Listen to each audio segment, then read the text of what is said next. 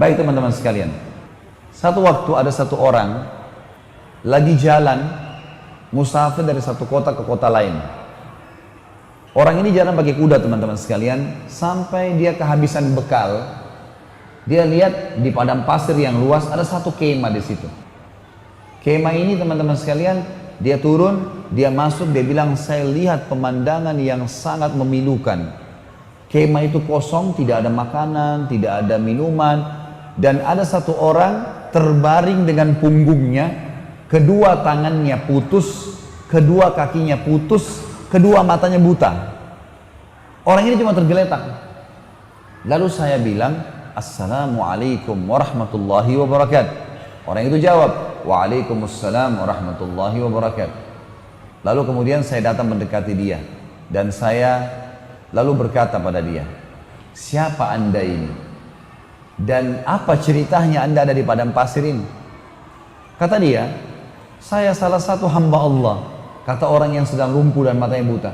Lalu ditanya kembali, kamu siapa?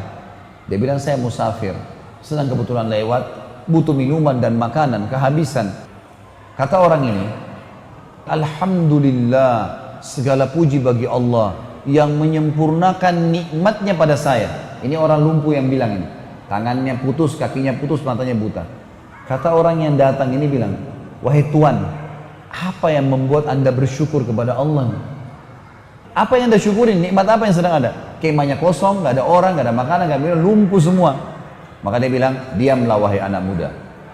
Kamu tidak tahu kalau sebenarnya nikmat Allah sangat besar pada saya. Saya bisa mengucapin kalimat saja sudah menutupi semua kekurangan saya ini. Sebuah nikmat yang tidak terhingga. Alhamdulillah atas segala hal. Orang ini bilang, saya kagum dengan orang ini. Lalu saya bilang sama dia, baiklah, ada yang bisa saya bantu? Kata orang yang pendatang ini.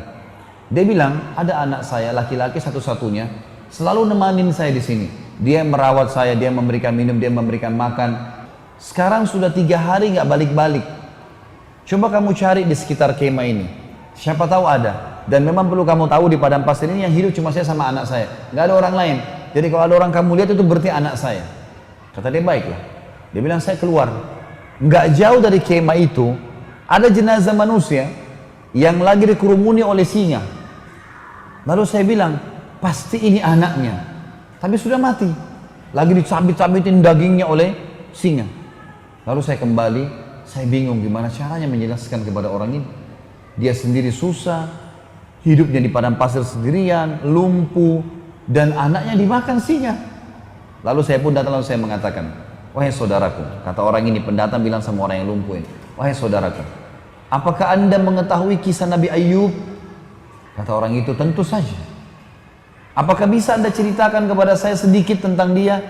Kata orang itu, Ayub alaihissalam, orang yang tidak bisa dinilai kesabarannya. Orang yang dicoba sama Allah 20 tahun dengan penyakit, 20 tahun dengan mati semua anaknya 12 laki-laki, 20 tahun dengan penyakit kusta sehingga ditinggal oleh kaumnya, hartanya semuanya habis, 20 tahun miskin. Kata orang ini, yang anda ucapkan benar, dan saya berharap anda bisa menjadi bagian kecil dari Ayub, karena anak anda, Ayub kan 12 orang laki-lakinya mati. Anda satu anak laki-laki anda ini sudah mati dimakan singa. Kata dia, saya mungkin berpikir orang ini akan menangis. Dia senyum. Lalu dia mengatakan, Alhamdulillah yang telah membuat anak saya mendahului saya ke surga. Kata orang itu. Kata yang pendatang ini, kok bisa anda bilang begitu? Dia bilang, anak saya ini sangat bakti dengan saya. Menurut pemahaman agama yang jelas, yang saya yakini, kalau anak soleh, dia sholat, dia jaga ibadahnya sama Allah, bakti dengan orang tuanya, masuk surga. Anak saya begitu, saya yakin dia akan masuk surga. Kata orang pendatang ini, tiba-tiba saja orang yang lumpuh ini bilang, asyhadu an la ilaha illallah wa anna Muhammad Rasulullah, meninggal dunia. Mati nih si lumpuh nih. Orang ini bilang, innalillahi wa inna ilaihi raji'un. Saya kehabisan bekal, kehabisan makanan, temu lagi orang seperti ini dan mati. Apa yang harus saya lakukan nih? Dia bilang, saya keluar dari kemah, nyari informasi, ada siapa yang bisa saya minta tolong. Dia bilang, gak lama kemudian lewat 4 orang naik kuda dari kejauhan dengan hikmah Allah. Ini orang sambil berdoa, ya Allah utuslah kepada kami orang yang bisa membantu. Ternyata teman-teman sekalian, lewatlah 4 orang naik kuda, dia bilang. Penampilannya kayak orang-orang kerajaan, rapi, kudanya rapi gitu, dengan kecepatan tinggi. Saya pun teriak dari jauh, hai fulan, berhentilah. Ternyata dengan hikmah Allah mereka dengar saya. Mereka pun datang, lalu mereka bilang, ada apa dengan kamu? Kenapa kau minta tolong? Ada sesuatu? Dia bilang, dalam kemah ini ada orang tua, meninggal. Kakinya lumpuh, tangannya lumpuh, matanya buta, anaknya pun dimakan oleh singa. Kata mereka 4 orang ini, apa kamu bilang? Orang buta, orang lumpuh, mana dia? 4 orang ini seakan-akan memang tahu gitu, kenal. Turun dari kudanya, katanya ada dalam kemah. Saya sudah tutup dengan kain, meninggal. Maka pada saat dibuka wajahnya, 4 orang ini teman-teman mencium-ciumi jenazahnya orang lumpuh ini. Sambil menangis. Orang ini tambah tidak mengerti. Kenapa kalian nangis? Siapa orang ini gitu? Kata 4 orang itu, kok nggak kenal siapa orang ini? Dia bilang tidak. Ini Abu Kilab al-Jurumi. Ini sahabat Nabi. Satu-satunya sahabat Nabi masih hidup sekarang, ini orangnya. Dia sudah lama kami cari karena disuruh oleh raja untuk jadi hakim. Dia larikan diri karena tidak mau jadi hakim. Dia sampai tinggal di padang pasir. Dan ini orangnya, ini orang terkenal dengan kesolehannya, doanya mustajab.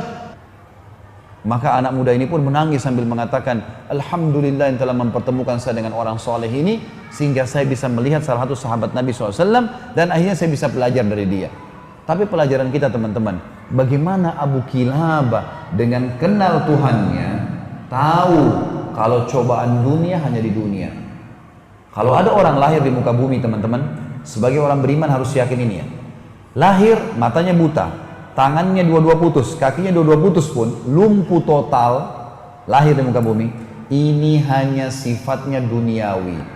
Pada saat dibangkitkan hari kiamat nanti, karena jasadnya akan dimakan oleh tanah, dibangkitkan hari kiamat, nggak ada lumpuh, nggak ada cacat, fisik baru. Kata Nabi SAW, semua manusia akan dibangkitkan pada hari kiamat, laki-lakinya seperti poster Adam, 60 siku ke langit, 27,5 meter, dan semua perempuan seperti ibunya Hawa, 40 siku ke langit, 17,5 meter.